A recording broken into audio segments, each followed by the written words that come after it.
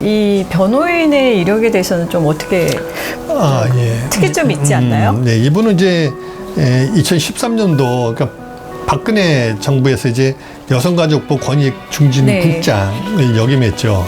그다음에 이제 우리가 가장 이제 비판을 많이 하는 그 2016년 7월에 이제 위안부 그 화해치유대에 이사를 했고, 그러나 이분이 또 2018년도 문재인 정부 들어와가지고 국가인권위원회 성폭력 피해 지원 자문위원도 했어요. 그러니까는 박근혜 정부, 문재인 정부에 들어와가지고 일관되게 그 양성평등 운동, 그다음에 그 성범죄 희생자, 주로 여성이 되는 거죠. 성범죄 희생자에 대한 구제 운동, 또 법률적 대리인 운동을 꾸준히 해온 분입니다. 그러면 현재도 뭐 해군, 그다음에 한국 수력 원자력, 서울교통공사 한 10수개의 단체 기업에서 실질적으로 이제 그 성폭력 고충 담당이라든지 양성교육이라든지 성폭행 희생자들에 대한 구제 활동을 하고 있어요. 그다음에 이제 이분이 이제 잘 알다시피 우리 서지영 검사 성폭력 사건이나 안희정 재판에 개입한 건 아니지만 그 고소인 김진에 대한 이혼 담당 변호인을 맡을 정도로 하여튼 그 분야에서는 굉장히 좀 활약상이 많았던 분이에요. 근데 일부 이제 정치적 편향 논란이 많죠. 저분이 왜 민주당에 대해서 공격을 하는 것은 음모론을 갖다 많이 갖고 있죠. 민주당 대선 후보들을 갖다가 하나씩 제거한다. 미투 기획자다. 실질적으로 미투를 갖다 정치적으로 이용하는 미투 기획자다. 여러 가지가 많이 있는데, 이분이 뭐 아까 말씀드렸듯이 박근혜 정부에서도 뭐 공직을 맡았었지만 또 문재인 정부에서도 이런저런 후작은 일들을 하고 있어요. 그렇기 때문에 저는 그 특별히 정치적으로 편향됐다고 아직까지 드러난 거는 정치적으로 뭐 발언하거나 그런 건 없고, 오히려 이분은 박근혜 탄핵을 갖다 찬성한 거예요. 헌재 판결에 대해서 잘된 판결이다 할 정도로 뭐 그렇게 크게 그 구구적인 성격을 갖든지 반민주적 성향을 가진 분은 저는 아니라고 좀 보여주고 있습니다. 또 이분 남편이 조금 문제가 돼가지고 YTN 이제 기조실장 전 유재용 씨가 이건희 성매매 사건의 그 제보자 아주 명단을 갖다가 삼성에 넘겨주는. 그러니까 여기서 이제 사람들이 의심을 하는 것은 여성 운동을 했다는 사람이 어떻게 위안부 할머니를 그렇게 거래나 시키려고 하고 적당히 타협을 해다 하고, 아무리 자기 남편, 자기가 아니라 자기 남편이지만 그 성매매 했던 사람의 그 범죄 아닙니까? 그 제보자를 갖다 삼성에다 넘겨주는 이런 행위를 한 사람하고 산다. 이런 것에 대해서 도덕적 비난이 많이 있는데, 또 이분은 또 2011년 서울시장 보궐선거에서 이제 박영선 지금 중기부 장관 되셨죠. 이제 이분도 갖다가 또 지지했고, 2017년에는 그 2010년 대선에는 안희정 전 지사를 갖다가 또 지지했던 분이에요. 사실은 뭐 이 사건 때문에 우리가 좀 불편한 사람이긴 하지만 아직까지 드러난 정치적 색으로는 편향됐거나 그렇다고 저는 아직까지는 그런 건 좀 못 느끼겠습니다. 저는 이제 좀 선배님하고 다른 생각이 드는 게, 같은 사실인데 조금 다르게 느껴지는 것 같아요. 지금 말씀하신 대로 이분이 뭐 극우라고 할 수도 없고 이쪽이라고 할 수도 없고 이렇게 쭉 했는데, 이분이 일관되게 여성운동에 대해서 모든 특히 여성 성폭력 관련해서 하려면 이 변호사를 찾아가라는 정도로 아주 수십 년 활동을 하신 분이더라고요. 근데 이제 이분이 대한송유관 공사의 그 강간 사건에서 가족이 이분을 찾아갑니다. 여가부. 그때 여가부 여성권익증진국장으로 있었을 때였는데, 이분이 가족들을 왜 찾아오고 이러냐고 해서 힐난을 한. 말 조심하세요. 말 조심요? 말 조심하세요. 말 조심은 그쪽이 해야 될 것 같은데요. 잠깐. 지금 함부로 말씀하지 마세요. 뭘 함부로? 누가 아니를 위해서 여기 들어와 있습니까? 여기 들어와서 얘기하세요. 어디서 큰 소리야? 어디서 큰 소리야? 누구한테? 어디 누가 아니를 위해서 여기 들어와 있습니까? 대체 뭘 알아요? 무슨 일 하고 있어요 지금? 일 제대로 하고 있어요? 네, 제대로 하고 있어요. 무슨 일? 지금 뭐 하고 있어요? 이렇게 괴롭히는 것도 한계가 있지 말이야. 괴롭히긴 내가 왜 괴롭혀? 참고 있는데 기사다 보셨어요? 쓸데없는 소리 하지 마시고 사과하세요. 뭘 사과를 확인시켜줄까요? 만나서? 들어오세요! 이리로 들어와서 얘기해! 그 기사는 사실은 명예훼손이에요, 알아요? 어디다 반말이야? 내가 당연히 애 새끼는 누가 여기 제 아내를 왜 들어와 있어요? 그러면 무슨 일을 하실까요? 뭘 하십니까? 사건에 대해서는 저희가 사건이 아닌가요? 한다고 했는데 자료들고 왜 그러십니까? 언제 오라고 했어요? 언제 오라고 했냐고요? 머리가 피로 다 젖을 만큼 한번 참전 대신 해볼까요? 그래요. 들어오세요. 우리 담당 사무관 사장님하고 해봐. 무슨 서류 가지고 들어오셔라. 진정서를 써드리겠다. 제가 직접 써드리려고 했어요. 그것도 연말에 받고 나중에도 변호사라서 못한다면서요. 공무원 입장에서 못한다면서요. 뭔 소리를 하고 있어 지금? 사례가 있었고, 그리고 위안부 화해 치유재단 이사로 있었는데, 아시다시피 위안부 화해 치유재단이라는 것은 박근혜 정부가 일본과 밀실 합의를 통해서 강제징용, 예. 위안부 합의를 돈으로 무마하기 위해서 한 겁니다. 그래서 일본 정부가 10억 엔을 주고 그걸 가지고 줄 테니까 위안부 문제 더 이상 하지 마라 하고 이제 만드는 거죠. 그런데 일본이 준 10억 엔 중에서 5억 엔은 하물며 화해치유재단의 운영비로 책정이 됐어요. 그 위안부 할머니들을 위한 지원금으로 되는 것도 아니고요. 거기에 이사로 있으면서 이분이 우리 모두 조금씩 양보해서 평화로운 미래를 위해 현재 우리가 할 수 있는 일을 적극 해나가자, 이런 발언을 했습니다. 저는 이 발언이 결국은 어떤 뭐 적당한 타협이나 우리 측의 양보라고 생각을 하는데, 여성 운동을 하시고 여성의 인권을 하고 그렇다면 어떻게 위안부 문제에 대해서 이렇게 태도를 가질 수 있을까? 위안부는 영어로 참 많은 말이 있는데, 이게 뭐 comfort woman이라고 했다가 sex slave라는 말이 있고, 이게 우리나라만 위안부가 있는 게 아니거든요. 일본이 했던 나라들 포로로 해가지고 외국인 여성분들도 있어요. 근데 이분들이 성폭력 희생자죠, 피해자. 근데 이런 거 했다는 데서 저는 굉장한, 그 당시에 이 김재련 변호사에서 볼 때 이 발언에 대해서 굉장히 분노를 했던 일인으로서 제가 느끼기에 이분은 좌든 우든 가장 잘 나가는 집권 여당에 있으면서 솔직히 정치적인 인물이 아닐까 하는 저는 생각은 이거 뭐 충분히 들어요. 그럴 개연성이 있고, 아까 제가 보는 거는 이제 제가 보는 그 김재련은 과도하게 자기 신념이나 자기 생각에 몰두하는 사람, 그러니까 시야가 좁은 거죠. 그분은 네. 그냥 특화됐어요. 양성평등 또는 이제 성폭력 피해자들. 근데 위안부 화해 치유재단 이사로서 한 말은 그러니까 아니잖아요. 그러니까 그거는 부분적으로 이제 자기 모순이 있는 건데, 네. 그분은 당장 현실에 있는 거예요. 그 위안부 할머니는 성폭력 가해자가 없어요. 국가가 가해자이기 때문에 제 생각엔 그런 거예요. 그러니까는 네. 없지만 지금에 있는 성폭력 피해자는 구체적인 사람이 있어요. 그러니까 네. 그걸 빨리 잡아다가 이걸 복구해주고, 이 사람의 망가진 삶, 성폭행으로 망가진 삶을 갖다가 복구해줘야 된다. 그러기 위해서는 법률이 미비하고는 형이 낮잖아요. 외국은 네네. 우리가 OECD 선진국 같은 데는 강간 이런 죄는 살인죄하고 버금가요. 네. 그리고 또 뭐 아동범죄, 아동성범죄는 아주 최고의 극형을 가합니다. 네. 근데 우리는 그게 안 돼요. 그러다 보니까는 뭔가 자꾸 그거를 갖다가 이제 꽂혀 있는 사람 같아. 그러다 보니까 나머지는 잘 안 보이는 거야. 그럴 수도 그런 것 있겠네. 같은데, 네. 그러니까 거기서 그런 사람들이 잘못하면 부작용을 많이 일으켜요. 이건 아닌데, 누가 봐도 이거는 그것도 성폭행이 아닌데 몰아가는 거죠. 네. 둘이 합의에 의해서 뭔가, 그러니까 불륜과 성폭행을 혼재시킬 수도 있다 이러나, 뭐 이건 박원순 씨하고 상관없이 그냥 제 생각에는 합의에 의해서 했는데, 야, 너 합의 안 했다고 그래. 뭐 합의라는 게 문서 쓰는 거 아니지 않습니까?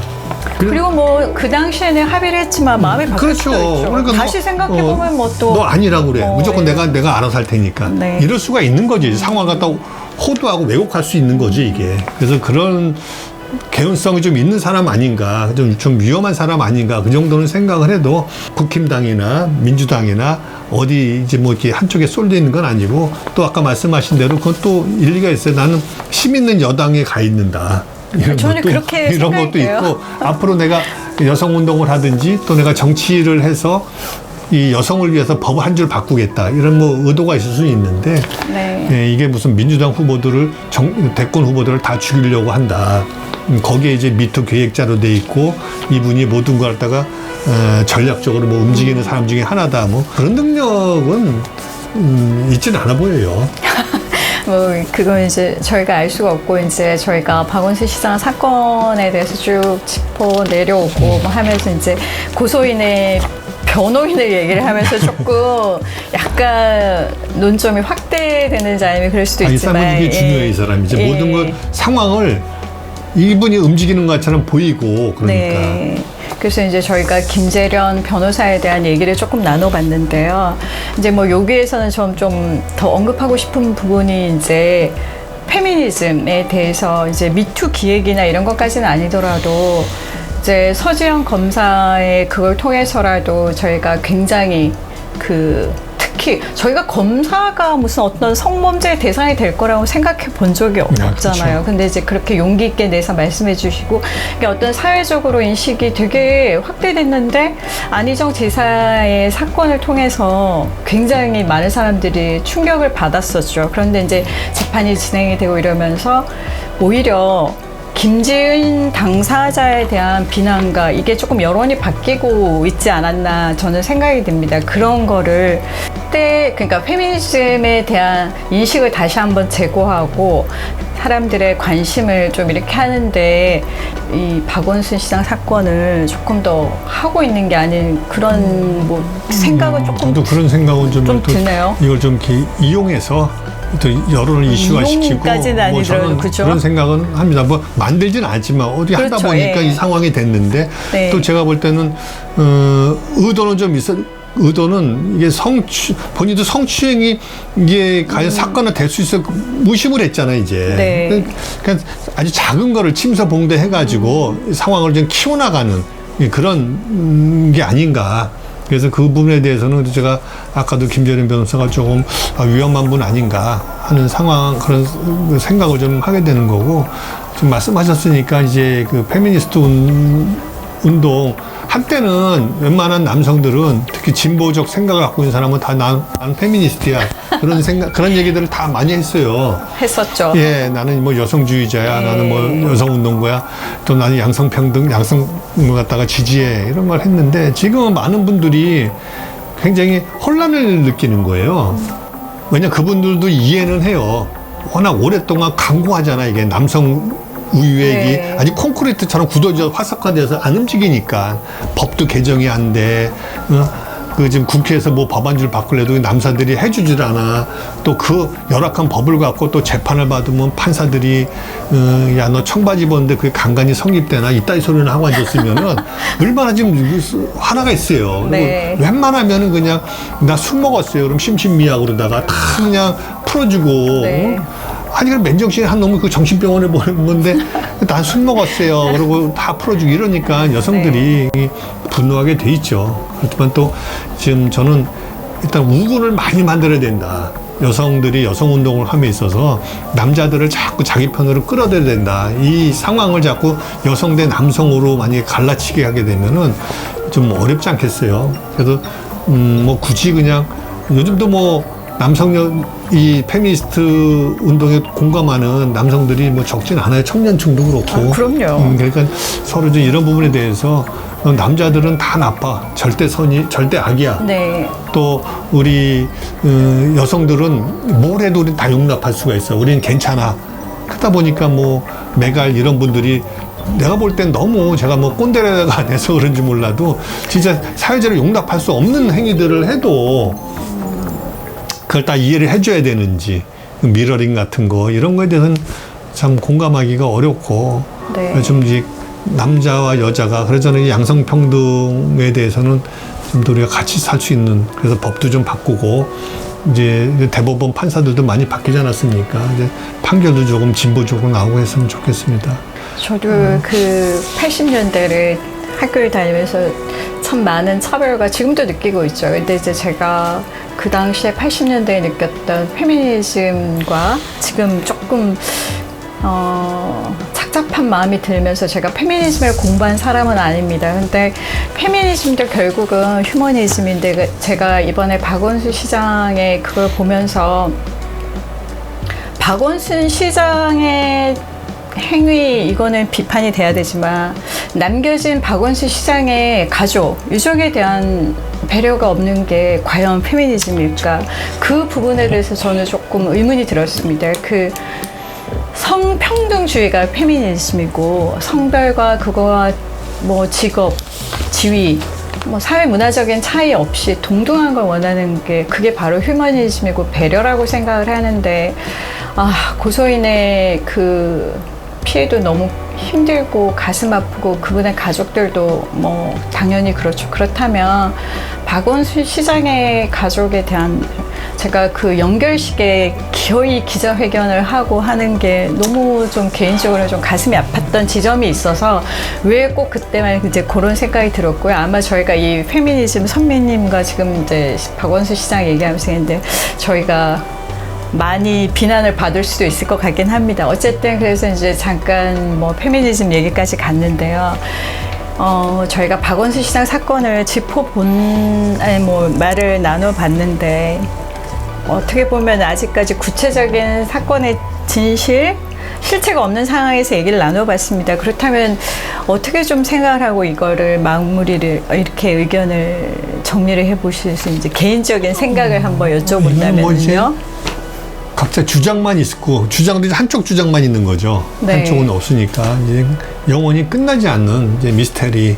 그러니까 공소권 없음이 되다 보니까 그 재판이나 이런 데서 뭔가 수사해서 밝혀져야 되는데 이제 그게 안 되니까 일방의 주장만 있고 그러다 보면 이제 좀 서서히 잊혀져가는 사회적 우리가 큰 어떤 지도자의 한 사람이 잃었고 또 하나는 또 어떤 그 여성운동, 미투운동이 또 폄하되고 공격받는 이런 상황이 됐거든요. 이렇게 커다란 우리가 지금 사회적 손실을 갖고 가는데 뭔가 얻어야 되는 게 있어야 될 거 아닙니까? 그래서 여기서 우리가 성폭력, 성범죄에 대해서 좀 경각심을 좀 우리가 서로 주의 있게 갖고 여성은 남성을 남성은 여성을 너무 혐오하거나 비하하지 않았으면 좋겠다. 좀 더 이번 일을 계기로 누구나 성범죄에서 안전하지 못하다. 이것도 서로 느껴가면서 그렇다고 뭐 그 박원순 시장께서 뭐 꼭 그런 범죄를 저질렀다는 전제는 아닙니다만은 우리가 사회가 진일보하는 좀 더 양성평등을 위해서 진일보하는 그런 계기가 좀 됐으면 좋겠습니다. 어떻게 유실님은 어떠세요? 저도 거의 같은 의견이고요. 일단은 이제 그 박원순 시장의 고소인 만약에 이제 주장하는 대로 그렇다면 그분의 꼭 그 어떤 고통과 그게 잘 어루만져지기를 바라고 다만 박원순 시장의 모든 삶의 궤적이 부인되는 그런 극단적인 비난이나 비판을 좀 지양했으면 하고요.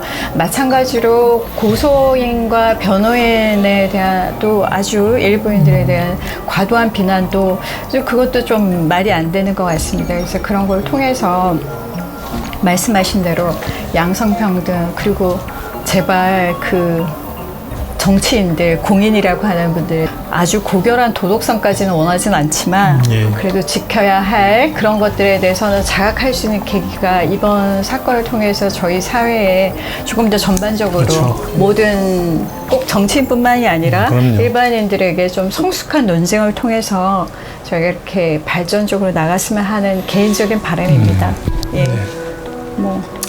그럼 오늘 참 힘든 주제를 갖고 저희들이 준비했습니다. 과연 지금 이 상황에서 이걸 꼭 해야 되느냐. 그렇죠. 또 고소인은 고소인대로 또 피해를 더 우리가 좀 증폭시킬 수가 있고 또 우리 박 시장님과 그 유족들에 대해서도 그 아픔을 계속 우리가 상책에다 소금 뿌리는 이게 되지 않을까.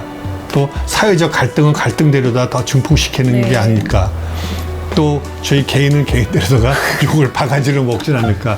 굉장히 생각은 각자 좀 더 있습니다만은 수위 조절도 하고 나름대로 조금 보시는 분이 뭐 수긍이 가는 정도로 좀 이렇게 좀 만들려고 노력을 했는데 하여튼 잘 봐주셨으면 고맙겠고 오늘 방송은 이걸로 마치도록 하겠습니다. 네, 감사합니다.